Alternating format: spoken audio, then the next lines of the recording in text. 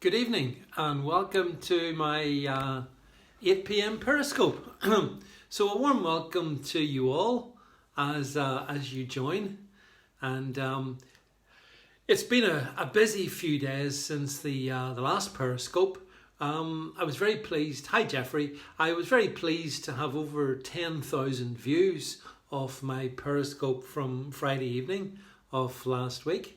Not sure how many we'll get for this one, but at least it demonstrates that people do come along and listen. Hi Jed, hi Gary and Jonathan and all. So obviously there's many things that we could talk about. I see there's been another stabbing in London, another knife attack. But don't worry, Sadiq's got the plan. Ban knives. What can go wrong? I mean, we've banned guns and banned knives. Anything but deal with the problem. That's how we do in the UK. But anyway, you're not going to have to worry much about knife crime because you could be facing nuclear war very soon. So knife crime is going to be the least of your problems. Hi Athena. Now then, as the build-up increases here, I see the numbers have got over the necessary mark. Two things I need you to do. One, hit the hearts button as often as you can. Hi Shrimpy. Secondly, any super hearts that you can send, thank you. On time, Shrimpy, much appreciated. And finally, of course, watch out for trolls, because hi Mike, the trolls can't resist me. I'm on their watch list. Okay, there's 3 topics I wanted to cover tonight. Thanks for the hearts, by the way. Someone says, how's your productive evening, afternoon, Squire? It's going very well, thanks. And by the way, hello to my Pavel, my Dutch viewer. Welcome anyone from wherever in the world you want to come along and listen to the Periscope. Look, folks, we've got 3 kind of really important issues.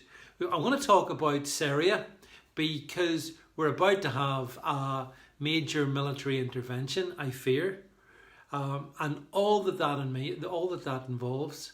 Mike, I was told. When I did, oh, by the way, just FYI, folks, I did a small interview on Russia Today last night, and I really couldn't be bothered going to the TV studio, so I did it from home on Skype.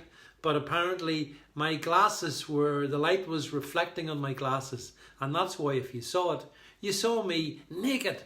Well, without glasses anyway. So that's the reason for that, Mike. We're going to talk about the Good Friday Agreement, 20 years on. Hi, Frog in Hot Water. Yes, of course, Jed, I am a Russian bot. I don't have any Novistock on me, but if you know someone who's got some, I could do a deal. And then we're going to talk about police. The police in London and the shrine to a burglar, which has been removed, but which they're upset about removing. So we've got all this to talk about, folks, and we've only got 25 minutes. So I gotta crack on in this one.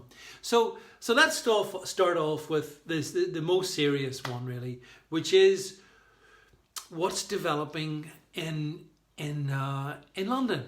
In Syria.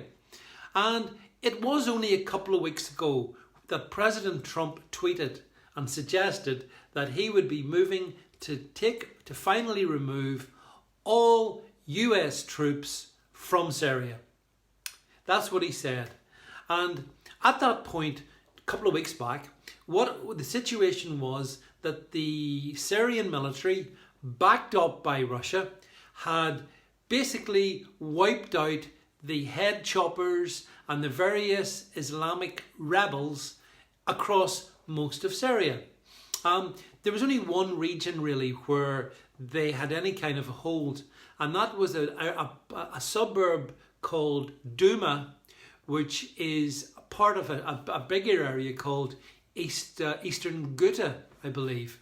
Now, even there, a lot of the head choppers had legged it, but there was one particular Al-Qaeda associated group who had taken a large number of hostages, women and children and men, and were threatening them if the Syrian army moved against them. So that was the position about 2 weeks ago. Clear? All of a sudden, there's a nerve gas attack in Douma. The source for this is the White Helmets, a biased pro-Islamic organisation, and other rebels. No independent verification of who used the nerve gas. Hi Stevie. No explanation as to why the nerve gas was used. But what we've got is one hell of a kickback from it, haven't we? Now, I'm not sure if the WHO has verified. Have they verified who carried it out? Have they got evidence? Have they got proof? I tweeted just about a half an hour ago two pictures. One was of the little young child who drowned on the beach in Turkey. I think he was called Alan Kurdi. And on the back of that image and the moral outrage that was then whipped up with it, Europe opened its borders to millions of Muslim refugees. And now we have the incredibly disturbing scenario where other such images are being used to manipulate your feelings.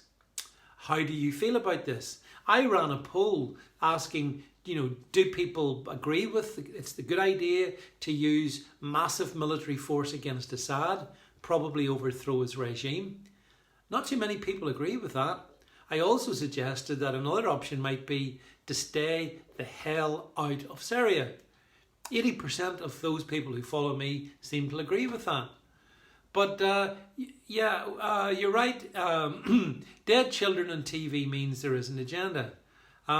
And whether we get nuclear war this evening or not, the fact is that Russia have said, first of all, Trump's been tweeting some pretty disturbing stuff. He's basically tweeted the missiles are on their way. So he's boasting about the fact that there's going to be a military strike against the Assad regime. Apparently France, the UK, Saudi Arabia. Oh, by the way, Saudi Arabia funds the Islamic army in the Ghouta suburb of Douma. That's right. So Saudi fund the rebels that have been surrounded by the Syrian army. Not that there's any agenda here. Oh no. And there is clearly going to be a pretty substantial military response launched by Trump. Now the question is this: what does Russia do about it?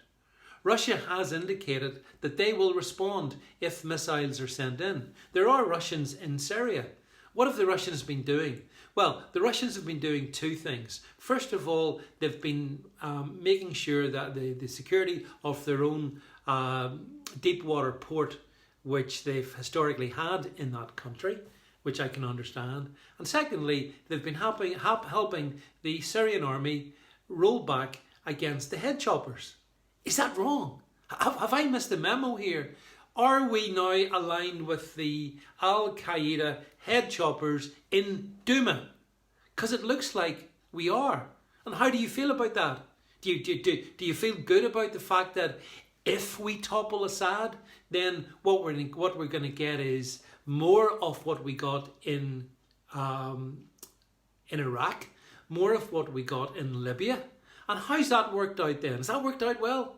And what we have, of course, in Washington is all the neocon. We've got a very unnatural situation coming about here.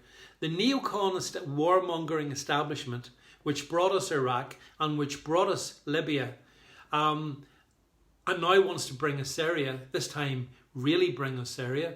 Have aligned with the globalists, and they've got a shared narrative and a shared agenda, and that shared agenda is bring down Assad, the secular ruler of Syria, and replace him with militant Islam. What can go wrong with that?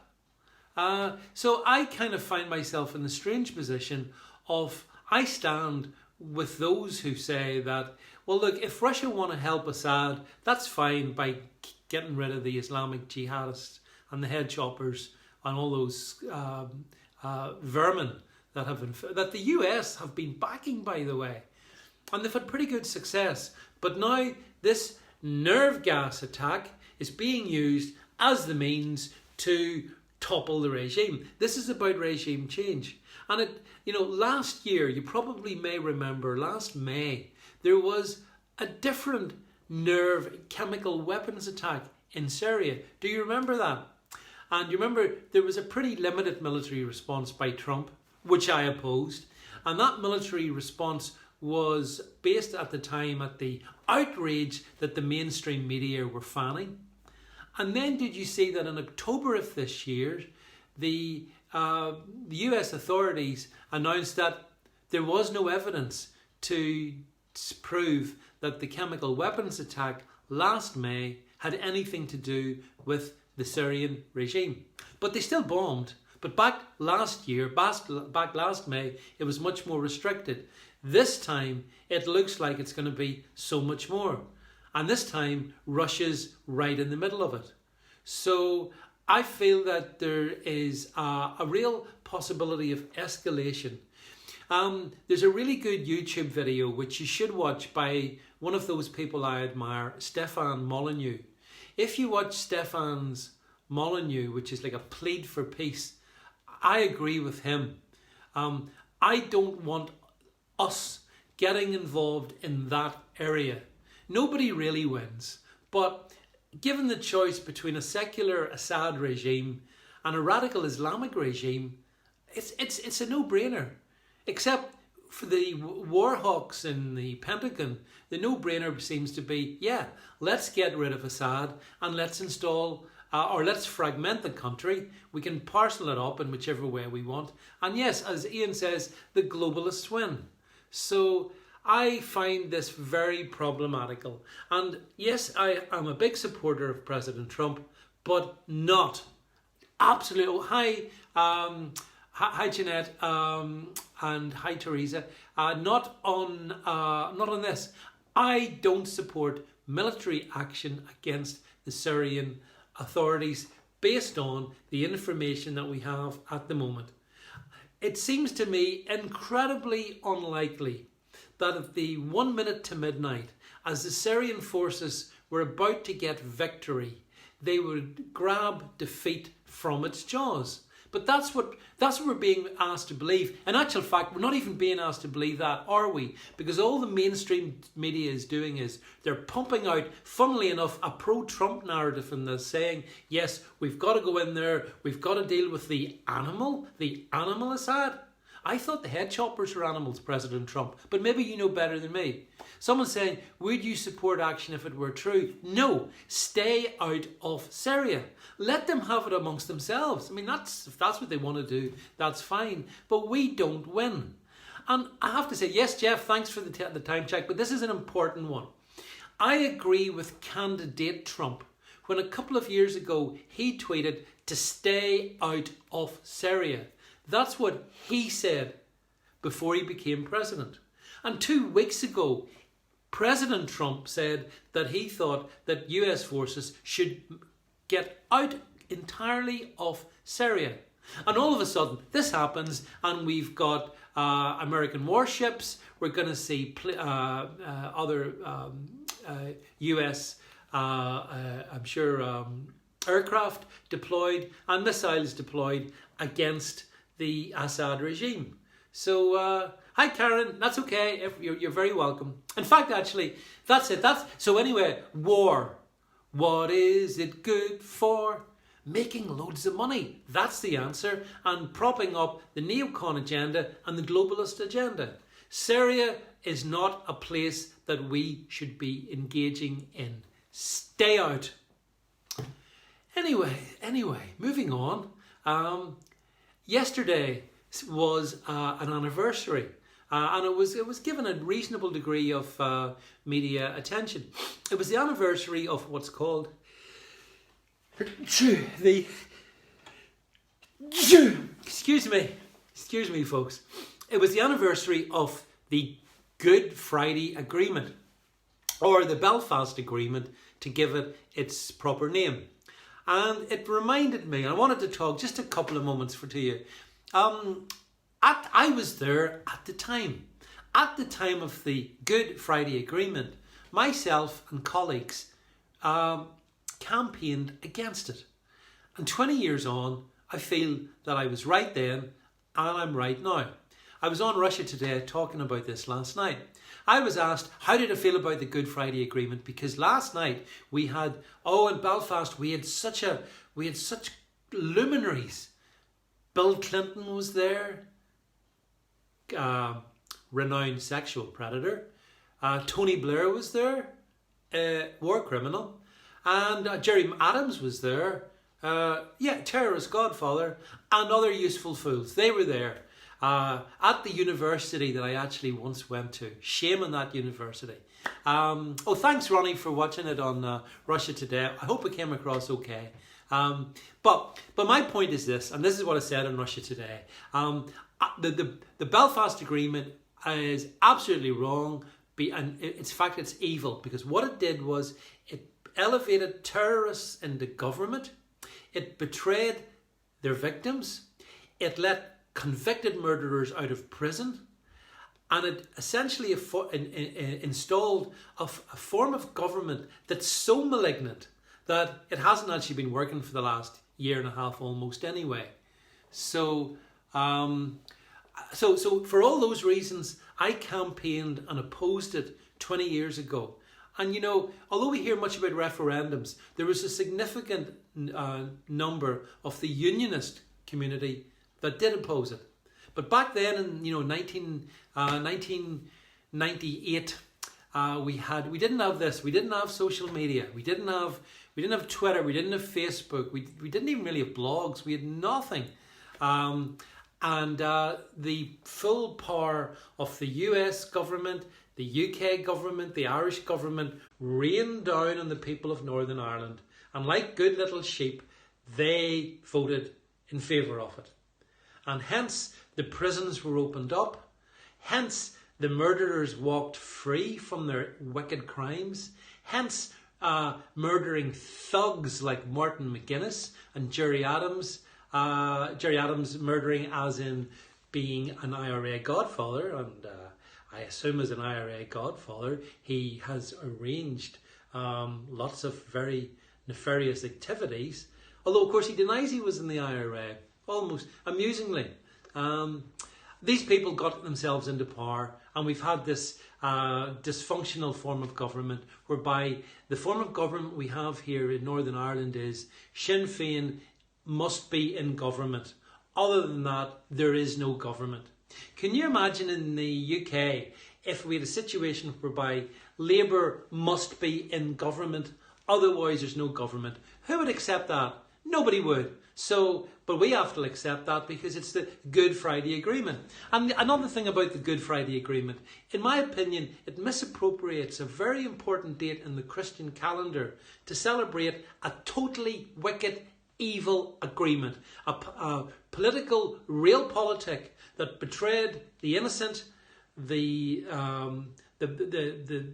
British soldiers, police officers, and you can see 20 years on, they're the people being pursued through the courts. Not Jerry Adams, not the IRA, not the UVF, not the UDA, none of the terrorists and the terrorist groupings. They won. And that's why I opposed it. And so, as I say, I was kind of proud to oppose the Belfast Agreement 20 years ago. It seems a long time ago now, but in other ways, it only seems like yesterday. And those around me, people like one of my political mentors back then, Bob McCartney, MPQC as he was at the time, and others, Peter Robinson, who went on to be First Minister. But at that time, a lot of us were united in opposition to the great betrayal of innocence and democracy. But hey, what can you do? Someone's saying, I agree with some points, but it went out to referendum and was democratically accepted. Yes, Kev, I agree with that. But my only point is that just because something is democratically voted in favour of, does that make it morally right? My objection to the Belfast Agreement is, and it remains, it was immoral. It's wrong to reward terrorists. It's wrong to betray victims. It's wrong to sell out police officers and British soldiers. That's my view, but hey, I'm old-fashioned. I'm not as enlightened as some people. And talking of, anyway, moving on, that's the Belfast Agreement. Keep hitting the hearts buttons, by the way. And anyone who wants to send a super heart, Shrimpy has, I would appreciate that. Yeah, there's a really interesting comment. My brother served two tours in Northern Ireland, David, in the late 70s. Saw his mates blowing up, all for nothing. So true. I have nothing but sympathy for your friend who served and seen his colleagues blown to pieces. I know I'm acutely aware of many such sad stories. However, moving on. I have to keep moving. That's Good Friday Agreement. 20 years of vile terrorist appeasement. Anyway, did you see the story about the police in London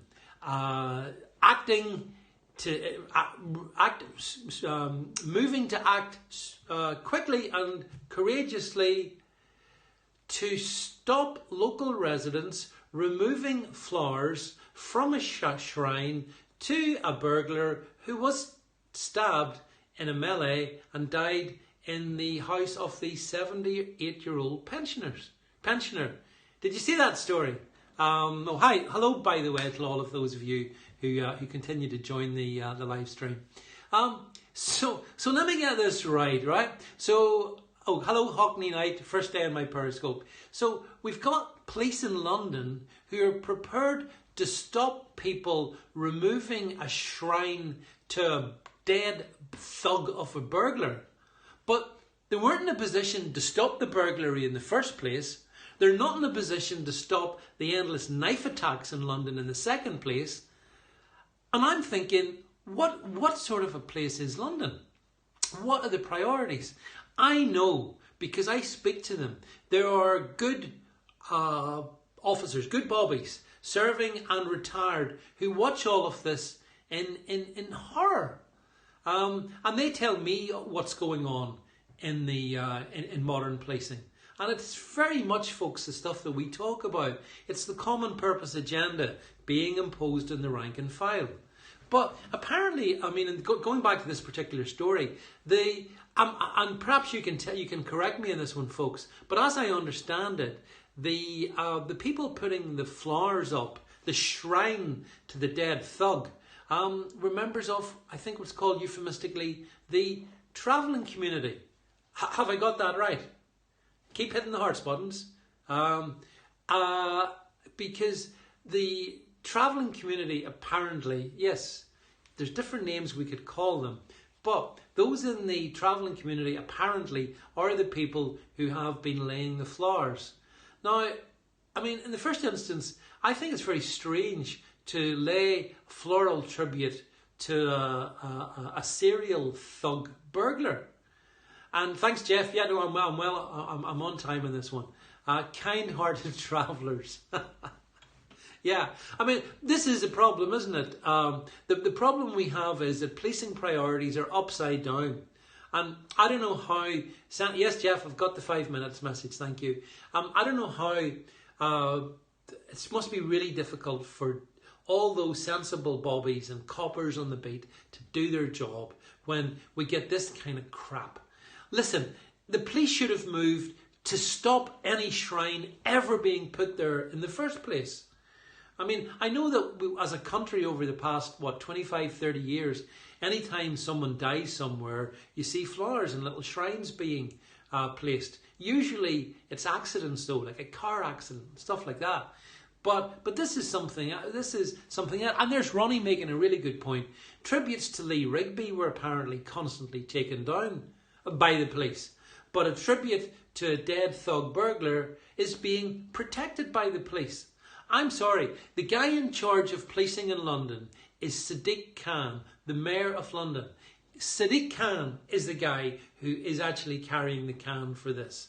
So, as we see London turning into a third world S-hole, where we have acid attacks, we've got knife attacks, we've got jihad, we've got female genital mutilation, we've got streets running with blood. What are the police doing? Well, the police are protecting floral tributes to dead thug burglars. And I'm saying that is profoundly wrong. Do you agree with me? Or do you think, hey, listen, if the travelling community want to put up a floral tribute to one of their fallen comrades, then that should be okay.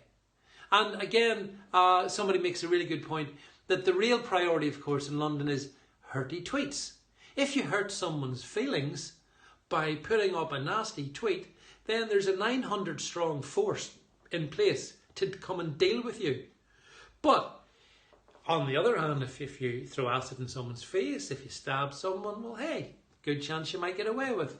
Hurty feels is what it's about, folks. That's policing in London, and that's the kind of country we're living in 2018.